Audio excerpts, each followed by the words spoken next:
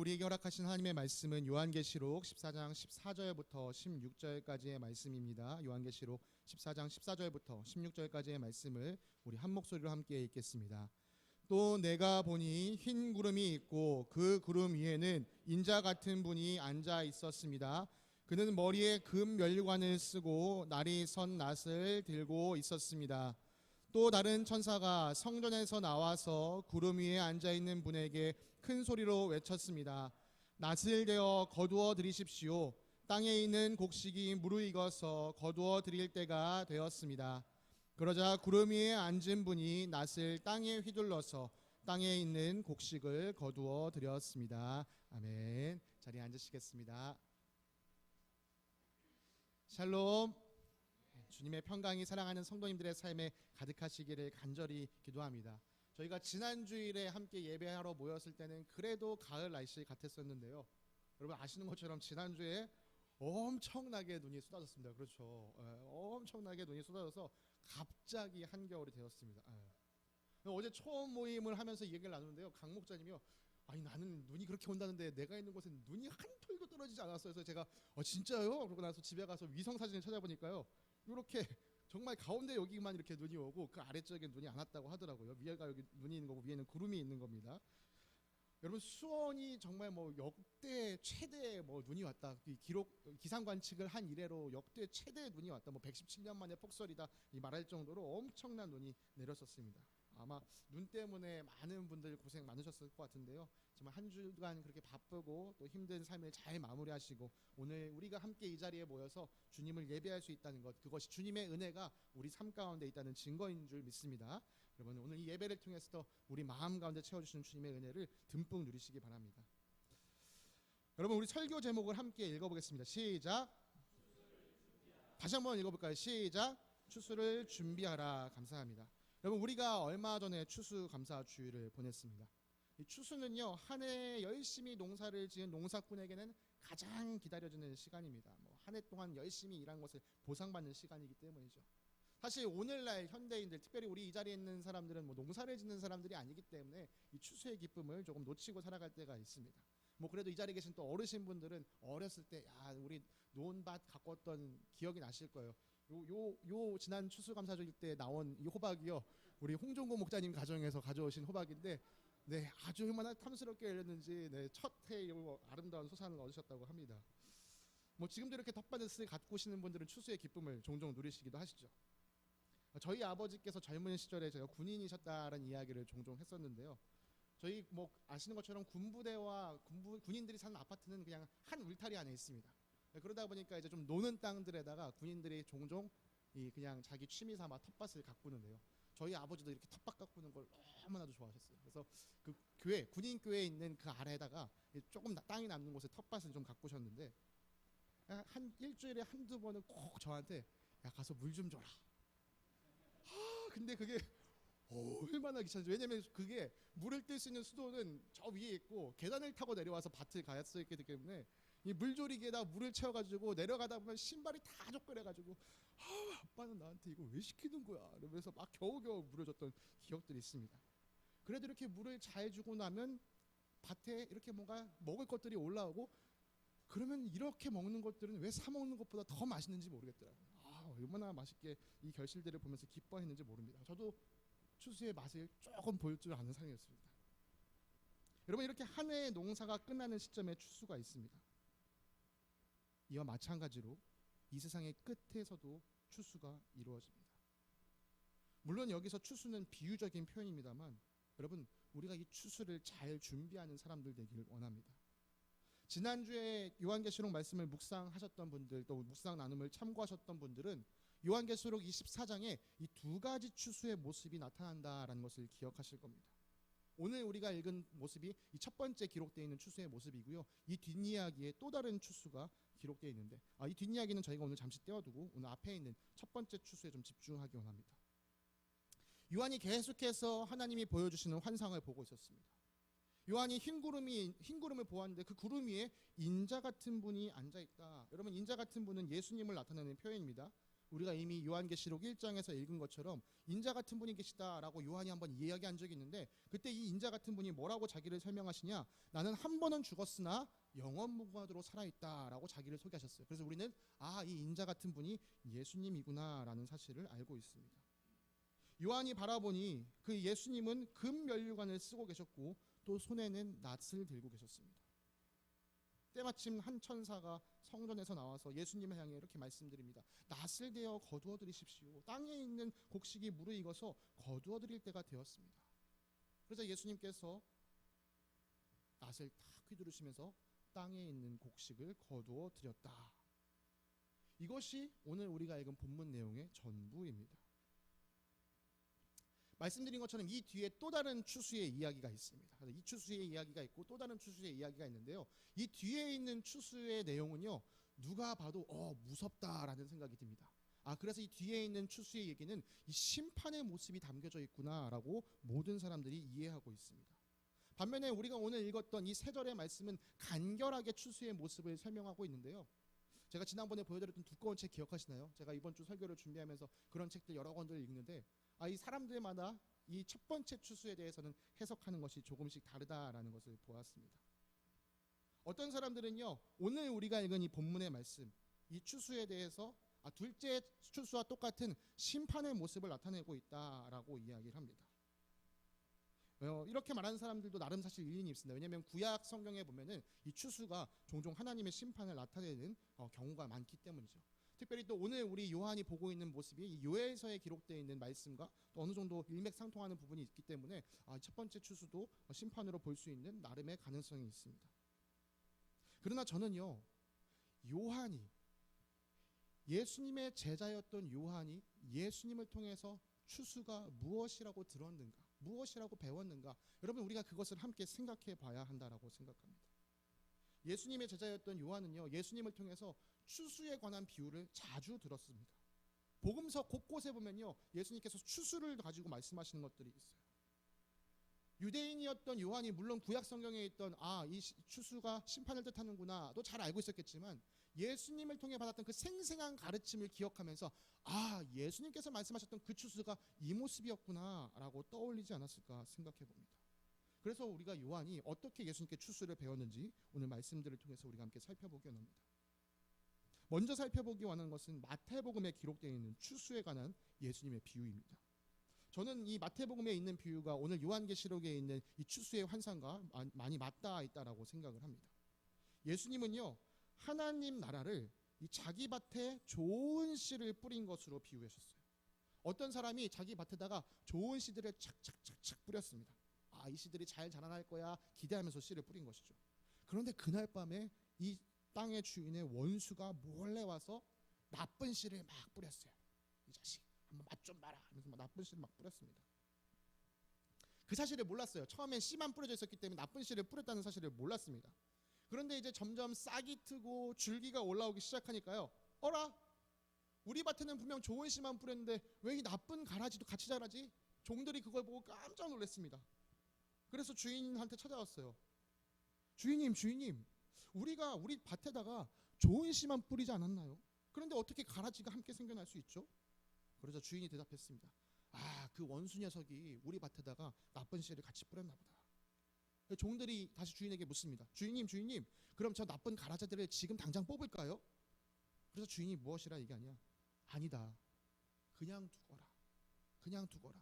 가라지를 뽑다가 괜히 같이 좋은 씨앗을 난 새싹들 줄기까지 뽑힐까봐 내가 염려된다. 그냥 냅둬라.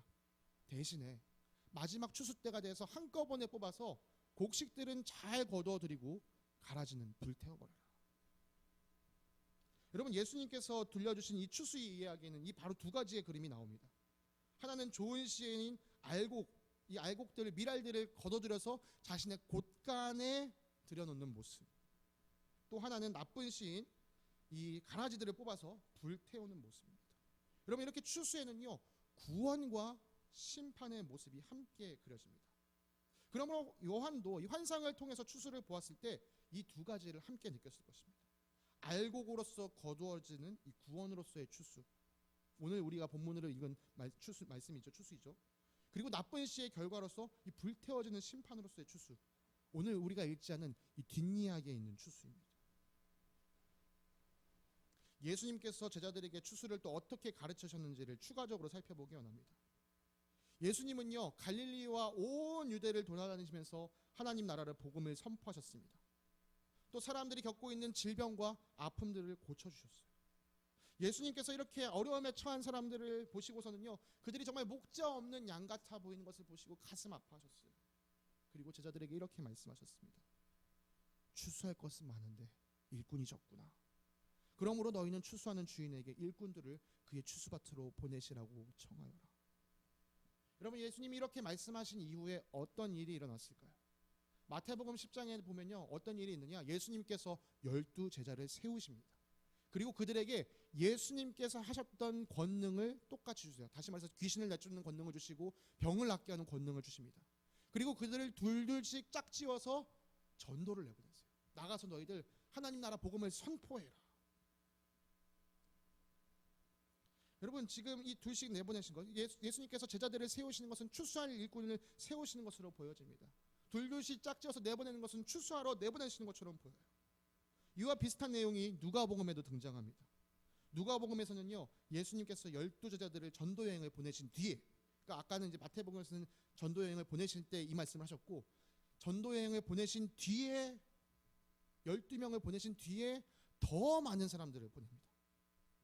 번역본에 따라서는 70명이라고 보이는 데도 있고 혹은 72사람이라고 보이는, 그러니까 12명만 보낸 게 아니라 다른 사람들, 더 많은 사람들을 전도를 보내셨어요. 그러면서 그들에게 무엇이라 말씀하시냐, 추수할 것은 많으나 일꾼이 적다. 그러므로 추수하는 주인에게 추수할 일꾼을 보내달라고 하여라. 예수님은 추수할 때가 되었다라고 말씀하시고는 제자들을 복음을 전하는 일로 내보내셨습니다. 그리고 70명, 그보다 더 많은 사람들, 70명 혹은 72명의 사람들을 세워서 그들에게도 복음을 전하게 하시면서 추수할 때가 되었는데 추수할 일꾼이 적다. 또 반복해서 말씀하셨어요. 그래서 여러분, 우리는 이 말씀을 통해서 예수님께서 바라보시는, 예수님께서 말씀하시는 추수가 어떤 추수인지 알 수 있습니다. 복음을 듣고 믿는 자들을 하나님 품 안으로 거두어 드리는 것, 마치 잘 맺힌 알곡들을 곡간에 들여넣는 것처럼 복음을 믿는 자들을 모으셔서 하나님 나라로 올려드리는 것, 이것이 예수님이 바라보는 추수였습니다. 제자들은 복음을 전한 자들에게 보내진 추수하는 일꾼이었던 것이죠. 그 일을 감당하는 수가 적었기 때문에 제자들을 세우시면서도 더 많은 일꾼들을 세워주셨고, 또 그 더 많은 일꾼들을 세우시면서도 아직도 이 일을 함께할 일꾼이 적다라고 말씀하셨습니다. 저는 오늘 주님께서 이곳에 앉아있는 저와 여러분을 또 다른 일꾼으로 부르신다고 믿습니다. 한편 마가복음에서요, 예수님께서 추수를 또 이렇게 빗대어 표현하시기도 하십니다. 하나님 나라는 어떻게 이렇게 비유할 수 있다. 어떤 사람이 땅에 씨를 뿌려놓고 밤낮 자고 일어나서 나라고 하는 사이에 그 씨에서 싹이 나고 자라지만 그 사람은 어떻게 그렇게 되는지를 알지 못한다. 땅이 저절로 열매를 맺게 하는데 처음에는 싹을 내고 그 다음에는 이삭을 내고 또 그 다음에는 이삭에 알찬 나달을 낸다. 열매가 익으면 곧 낫을 된다. 추수 때가 왔기 때문이다.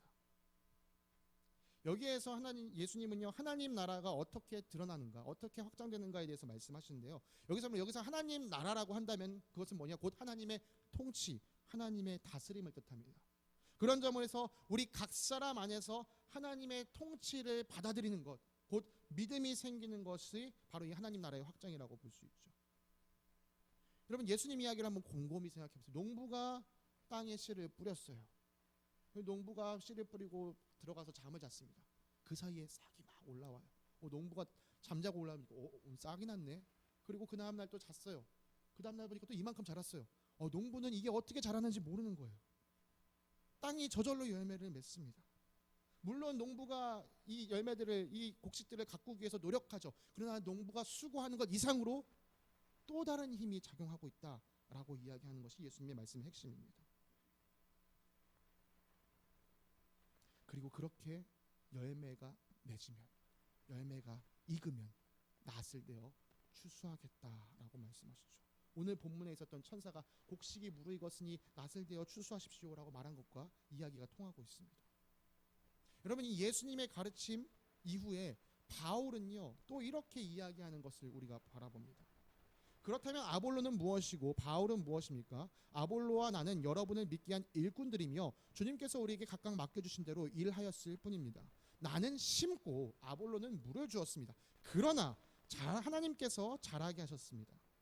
그러므로 심는 사람이나 물 주는 사람은 아무것도 아니요 자라게 하시는 분은 하나님이십니다. 심는 사람과 물 주는 사람은 하나이며 그들은 각각 수고한 만큼 자기의 삭슬 받을 것입니다. 우리는 하나님의 동역자요 여러분은 하나님의 밭이며 하나님의 건물입니다. 바울이 얘기해요. 나 바울도 그리고 당신들이 좋아하는 선생 아볼로도 열심히 일했지만 그거 그저 우리에게 맡겨진 일을 했을 뿐입니다. 여러분의 믿음이 정말 자라나도록 성장하도록 하신 분은 하나님이십니다. 아까 마가복음 말씀에 농부가 땅에 씨를 씌웠지만 그것이 어떻게 자라나는지 모르는 것처럼 자라나게 하시는 또 다른 힘이 있는 것처럼 여러분 안에 믿음이 성장하는 건 주님께서 여러분에게 베푸신 은혜입니다 라고 이야기하는 것이죠. 여러분 이 말씀들을 살펴보면요 복음을 전하는 일 또 열매를 거두는 일이 우리 힘에만 달려있는 것이 아니다라는 것을 분명히 드러내줍니다. 여러분 지금까지 살펴본 예수님의 가르침에서 추수가 어떤 모습이라고 느껴지시나요? 복음을 전하고 복음이 퍼져나가면서 또 하나님 나라의 말씀을 듣고 하나님 나라의 다스림에 대해서 듣고 그 통치를 받아들이는 사람들이 늘어날 것이다. 그렇게 하나님의 나라가 확장되면 추수할 때가 다가올 것이다. 지금 추수할 것이 많지만 복음을 들어야 할 사람들이 많이 있는데 여전히 복음을 듣지 못한 사람들이 많지만 그들에게 추수할 일꾼, 복음을 전하는 일꾼들을 내가 보내겠다. 그러니 너희도 아버지께 일꾼을 보내달라고 요청하고 너희 스스로도 그 일꾼이 된 삶을 살아라.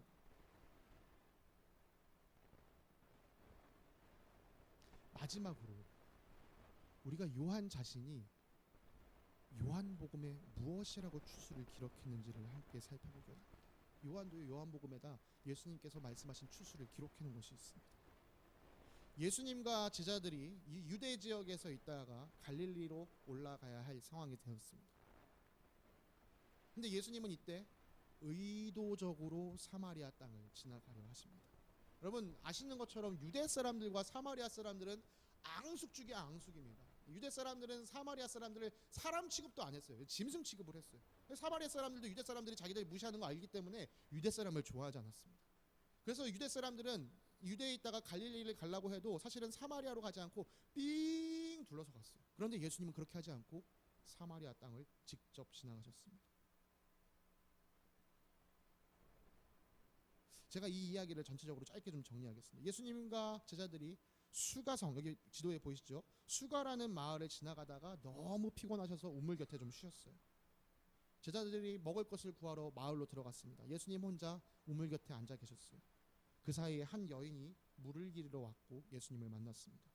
이런저런 이야기를 여인과 예수님이 주고받습니다. 그러다가 이 여인이 이분이 메시아시구나 이걸 깨닫습니다. 그래서 자기 마을 사람들에게 알리려고 마을로 막 달려 들어갔습니다.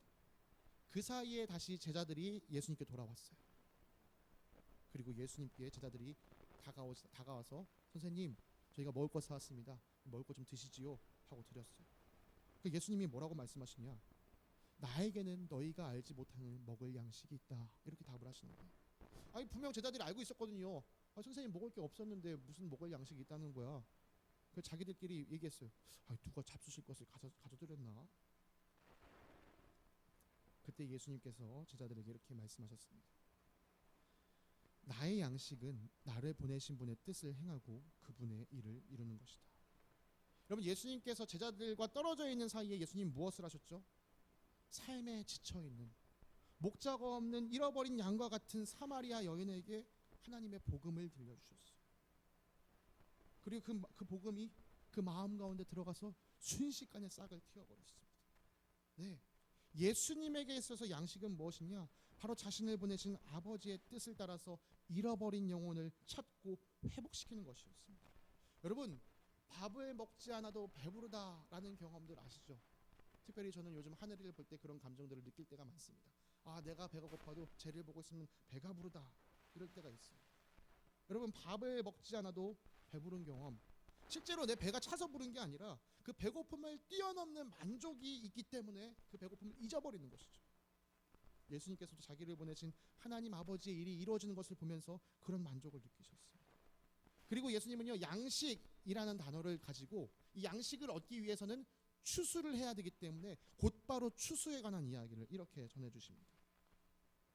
너희는 넉 달이 지나야 추수 때가 된다고 말하지 않느냐?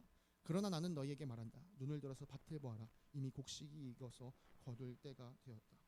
뭐 우리나라로 따진다면 우리가 한 9월쯤에 곡식을 거두니까요. 아마 뭐 우리나라로 따지면, 우리나라로 계산을 한다면 한 5월쯤에 지금 예수님께서 이런 이야기를 하신다고 볼 수 있는 거예요. 5월이니까 지금 아직 사실은 들판은 푸르겠죠. 그런데 예수님께서 보시고 너희는 4달이 지나야 추수 때가 된다고 말하지, 그러나 나는 너희에게 말한다. 지금 이미 추수 때가 되었어. 이미 곡식이 무르익었어. 제자들이 생각했어요. 아니 무슨 소리지? 지금 논밭이 아직 푸른데 무슨 추수 때가 됐다는 말씀이시지? 그런데 이 추수할 때가 되어서 거두어드리는 열매가 독특합니다. 추수하는 사람은 품삯을 받으며 영생에 이르는 열매를 거두어드린다. 그러니까 지금 예수님께서 말씀하시는 추수는 우리 눈으로 볼 수 있는, 우리 육신이 경험하는 이 땅의 열매를 거두는 추수가 아니라 영적인 추수구나라는 사실을 알 수 있습니다. 여러분, 근데요, 이 영적인 추수가 일어나는 것에서의 일들이 좀 더 독특해요. 자, 그렇게 열매를 거둬들일 때 씨를 뿌리는 사람과 추수하는 사람이 함께 기뻐할 것이다 라고 예수님 말씀하십니다. 아니 여러분, 한번 생각해 보시기 바랍니다. 추수 때 누가 기뻐하겠습니까? 밭 주인이 기뻐하죠. 밭 주인이 내 밭에 거둘 게 많으면 밭 주인이 기뻐하지 일꾼이 기뻐하지 않습니다. 일꾼은 뭔 생각해요? 이번 가을 일할 거 엄청 많네. 큰일 났다. 힘들어 죽겠는데. 여러분, 더 나아가서 추수하는 일꾼은 그래도 이렇게 열심히 하고 나면 보너스가 좀 있겠지 라는 기대감이라도 할 수 있지, 씨를 뿌린 사람은 왜 기뻐하겠습니까? 그런데 예수님은 말씀하세요. 이 영적인 추수에는 씨를 뿌린 사람과 추수하는 사람이 함께 기뻐할 것이다. 네, 이것은 우리 눈에 보이는 추수가 아닌 영적인 추수, 영혼을 구원하는 추수이기 때문입니다. 요한이 밤모섬에서 환상으로 추수를 보았을 때 가장 먼저 떠올렸을 것은 바로 예수님께서 주셨던 가르침이었을 거예요. 우와, 예수님께서 함께 계시는 동안 추수에 대해서 이런 말씀 저런 말씀 하셨는데 하나님께서 보여주시는 환상이 바로 그러하구나. 여러분, 그렇기 때문에 오늘 우리가 본문을 통해서 읽은 이 추수는요, 믿는 자들에게 이루어지는 이 최종적인 구원으로서의 추수라고 할 수 있습니다. 그런데 오늘 우리가 읽은 마지막 추수를 다시 한번 생각해 보시기 바랍니다. 이 추수하는 데는 다른 일꾼이 등장하지 않습니다. 오직 흰 구름 위에 앉아 계신 금면류관을 쓰신 예수님께서 낯을 한번 쫙 휘두르니까 추수가 끝났습니다. 여러분, 이 예수님께서 이루시는 추수에 있어서요, 여러분과 저는요, 이 이중적인 역할을 감당하신다는 것을 기억해야 됩니다. 여러분, 예수님께서 하신 이 마지막 추수에는 우리는 추수하는 일꾼이 아니라 알곡으로서 주님 앞에 거두어질 것입니다. 네, 주님의 은혜를 입어서 구원을 받은 대상으로서 주님 앞에 올려지겠죠. 그런데 우리가 이 땅에 사는 동안에는 추수에 동참하는 일꾼으로서 삶을 살아가게 될 것입니다. 마지막 주님 앞에서는 알곡으로, 이 땅에서 살아가는 동안에는 추수하는 일꾼으로 살아간다는 것이죠. 이것이 우리가 지닌 이 이중적인 역할, 이 추수에 있어서의 이중적인 역할입니다. 여러분, 우리가 추수에 동참하는 일꾼이 된다는 것은, 그래서 우리를 통해 열매가 거두어진다라는 것은 어떤 의미냐? 우리가 어떤 사람에게 복음을 전하였더니 그 사람이 그 복음을 받아들이고 예수님을 믿었더라, 영접했더라. 여러분, 이것이 열매가 거두어지는 하나의 모습입니다. 쉽게 말해서 내가 전도했더니 그 사람이 믿었다. 이게 추수의 경험인 것이죠. 저를 비롯해서 여기에 계신 많은 분들이 그 추수의 경험을 하기를 간절히 원하시리라 생각합니다. 그런데요, 요한은요, 예수님께서 추수에 대해서 말씀하실 때 이렇게 말씀하신 것을 기억하고 덧붙여서 이렇게 기록합니다. 예수님께서 이렇게 말씀하셨어요.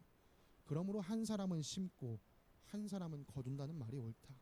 나는 너희를 보내어서 너희가 수고하지 않은 것을 거두게 하였다. 수고는 남들이 하였는데 너희는 그들의 수고의 결실에 참여하게 된 것이다. 아까 우리가 살폈던 바울도 이야기했죠. 나는 심는 사람이었습니다. 아볼로는 물 주는 사람이었습니다. 뭐 자기가 거두는 사람이라고 말하지 않았어요. 나는 심는 사람이었고 아볼로도 물 주는 사람이었어요. 거두는 사람에 대해서는 말하지 않았습니다. 여러분, 많은 분들이요, 전도하려고 생각하실 때 이런 부담감을 많이 가지세요. 내가 그 사람에게 복음을 전했는데 그 사람이 당장 그 복음을 받아들이지 않으면 어떡하지? 쉽게 말해서 내가 전했는데 거절당하면 어떡하지? 여러분, 그런 걱정하실 필요가 없습니다. 만약 오늘 주님께서 여러분을 씨 뿌리는 자로 세우셨다면, 여러분을 물 주는 자로 세우셨다면 당연히 그날 열매가 없는 것이 마땅합니다. 여러분, 아직 싹도 안 난 것에서 무슨 열매를 거두겠습니까? 만약 하나님께서 여러분을 씨 뿌리는 자로 세우셔서 복음을 전하게 하셨다, 그러면 그 씨 뿌리는 일에 그냥 열심히 하시면 됩니다. 물 주는 자로 여러분을 세우셔서 복음을 전하게 하셨다, 그러면 물만 주시면 돼요. 나 오늘 나에게서 열매가 거둬지지 않네, 여러분 이것으로 실망할 필요가 없습니다. 그러니까 여러분, 다시 한번 말씀드립니다. 전도가 성공했다 혹은 실패했다, 여러분 내가 전한 복음이 저 사람이 받아들여서 오케이 나 오늘부터 예수 믿을게, 이것만 전도의 성공이 아닙니다. 전도의 진짜 실패는 뭔지 아세요? 주님께서 여러분에게 전할 마음을 주셨는데 그것을 무시하는 거예요. 오늘 저 사람에게 복음을 전해야 될 것 같은데 라는 마음을 주셨는데 때가 있겠지. 지금 씨를 뿌릴 때가 됐는데 씨 안 뿌리고 때가 있겠지. 지금 물 줄 때가 되었는데 물을 안 주고 물 줄 때가 있겠지. 주님께서 맡기신 일을 수행하지 않는 것, 그것이 바로 실패입니다. 여러분, 이처럼 우리 예수님께서 행하시는 마지막 추수에서 우리가 이 땅에 사는 동안은요, 여러 모양의 일꾼으로서 역할을 감당하게 될 것입니다. 여러분, 그러나 그 모양이 어떤 것이든 상관없습니다. 왜요? 예수님 말씀처럼 그 마지막 추수 때는 씨 뿌리는 사람과 추수한 사람이 함께 기뻐할 것이기 때문이죠. 다가오는 성탄절, 우리가 겨자 띠안 예배를 준비하고 있습니다. 특별히 각 가정에 믿지 않는 사람들, 또 이들을 교회로 초청해서 함께 예배들을 드리는 시간을 꿈꾸고 있어요. 오늘도 칼럼에 그 내용을 썼습니다만 계속해서 다가오는 시간까지 칼럼을 통해서 여러분, 우리가 이 마음을 함께 좀 품기 원합니다. 여러분, 이 시간을 준비하는 여러분의 마음 가운데 기대와 소망이 넘치기를. 만약 여러분 마음 가운데 기대와 소망을 주는 것이 아니라 걱정과 염려, 두려움 혹은 의심을 주는 것들이 있다면 여러분, 그것은 주님께서 주시는 마음이 아닙니다. 여러분, 그 마음을 싹 잘라버리셔야 돼요. 주님께서 우리 가운데 어떤 일을 이루실까 소망하는 마음으로 이 예배를 함께 준비하시기 바랍니다. 저는 이 예배에 참석하시는 아직 믿지 않는 우리의 가족들이 예배를 통해 변화되기를 꿈꾸지만요, 동시에 제가 더욱더 꿈꾸는 일이 있습니다. 그것은 무엇이냐? 예배로 초청하는 여러분이 변화되는 것이죠. 여러분 마음 가운데 내가 주님의 추수에 동참하는 일꾼이구나 라는 사명감이 살아나기를 간절히 소망합니다. 그러면 우리가 요한계시록을 계속 읽고 있습니다. 요한계시록을 읽으면서요, 이 마지막 때에 일어날 엄청난 일들을 바라봅니다. 우리가 함께 더 말씀을 읽게 되겠지만요, 더 읽다 보면 정말 이젠 돌이킬 수 없는 끝이 있구나 라는 것을 보게 되실 거예요. 여러분, 왜 우리가 구원의 감격을 느낍니까? 우리가 그 영원한 멸망에서 건짐을 받았기 때문에 우리에게 구원의 감격이 있는 것입니다. 여러분, 우리의 구원이 실제하듯이 심판도 반드시 존재합니다. 추수는 비유입니다. 그러나 구원과 심판은 사실입니다. 여러분, 심판이 하나님 말씀대로 반드시 일어날 일이라고 믿으신다면 지금 우리 곁에 있는 믿지 않는 가족들을 바라보시면서 여러분, 어떻게 우리가 그들을 대해야 할까요? 요즘 하늘이가요, 배밀이를 열심히 하면서 방 여기저기를 기어다니고 있어요. 그러다 보니까 막 더러운 것을 입에 넣으려고 할 때도 있고 또 위험한 것을 만지려고 할 때도 있습니다. 제가 같이 재밌게 막 히히하고 애 앞에서 재롱 뜨면서 놀아주다가도요, 더러운 거 입을 탁 물으려고 그러면 제가 탁 엄한 표정을 지으면서 안 돼, 지지야, 위험한 걸 만지려고 하면 안 돼, 그거 위험해. 제가 그렇게 하늘을 얘기합니다. 하늘에게 얘기해요. 하늘이를 사랑하기 때문에 그러는 거죠. 하늘이를 사랑하지 않으면 그렇게 할 이유가 없습니다. 여러분, 우리 가족이 멸망을 향하는 길에서 벗어나지 않고 그 길로 계속해서 한 걸음 한 걸음 걸어나가고 있다면 여러분 그거 손 놓고 그냥 가만히 보실 겁니까? 물론 우리가 앞서 살핀 것처럼요, 누군가의 믿음이 그 안에서 자라나게 하는 것, 우리 힘으로 감당할 수 있는 것은 아닙니다. 그건 반드시 주님의 도우심이 필요한 일이에요. 그래서 저는요, 저와 여러분이 주님의 도우심을 모세와 같이, 바울과 같이 구하는 자들이 되기를 간절히 소망합니다.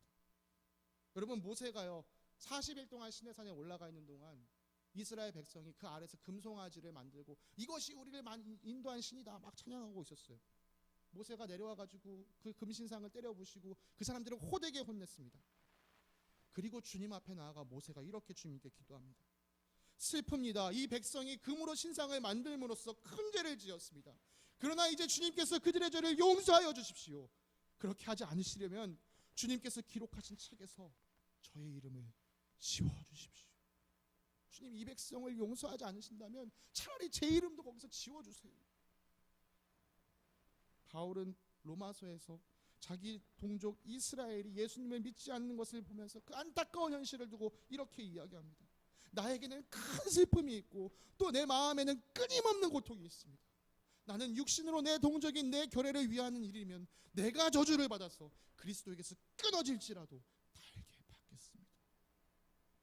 내 이름이 주님의 책에서 지워진다라도 너의 이름이 그 책에 기록될 수 있다면, 내가 그리스도께서 끊어진다고 할지라도 너가 그리스도와 연합할 수 있다면, 여러분 이 마음이 누구의 마음이었을까요? 예수 그리스도의 마음이었습니다.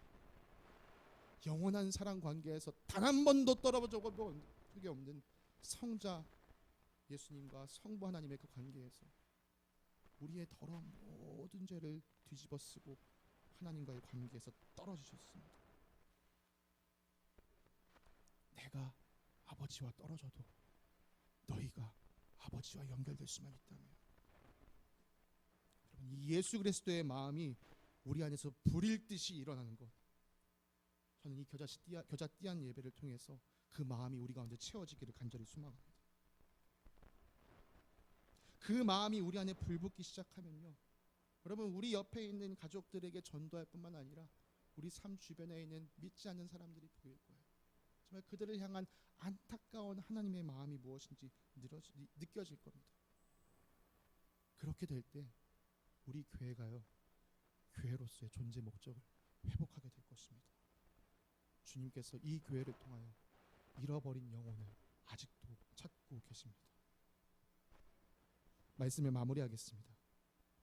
하나님께서 보내신 예수 그리스도를 전하는 복음을 믿는 자들에게 구원이 되고 끝까지 하나님의 손내심을 거절하는 자들에게 심판이 되는 추수가 다가오고 있습니다.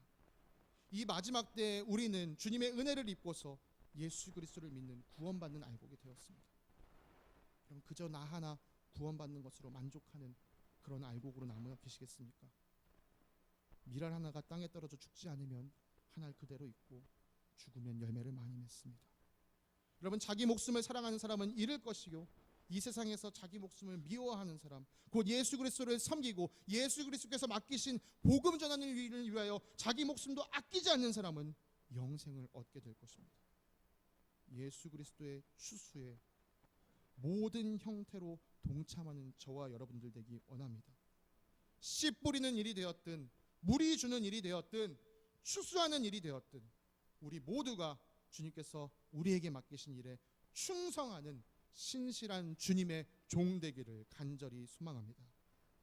함께 기도하겠습니다. 사랑과 은혜가 풍성하신 하나님 아버지, 감사합니다. 반복되는 일상에 갇혀서 이 땅에서의 삶이 영원하다고 착각하고 살아가는 우리에게 이 땅의 끝이 다가오고 있음을 깨닫게 하시니 감사합니다. 주님이 예비하신 마지막 때 추수가 가까이 다가오고 있음을 기억하며 깨어서 이 추수를 준비하는 자가 되게 하여 주시옵소서. 복음으로 구원받은 은혜가 나에게 있는 것에 만족하는 것에 그치는 것이 아니라 주님께서 찾으시는 그 잃어버린 영혼을 향하여 달려나가 복음을 전하며 살아가는 겨자씨교회 성도들, 또 우리 교회가 되게 하여 주시옵소서. 우리가 이 놀라운 일을 이루실 주님께 감사드리며 거룩하신 우리 주 예수 그리스도의 이름으로 기도드립니다. 아멘.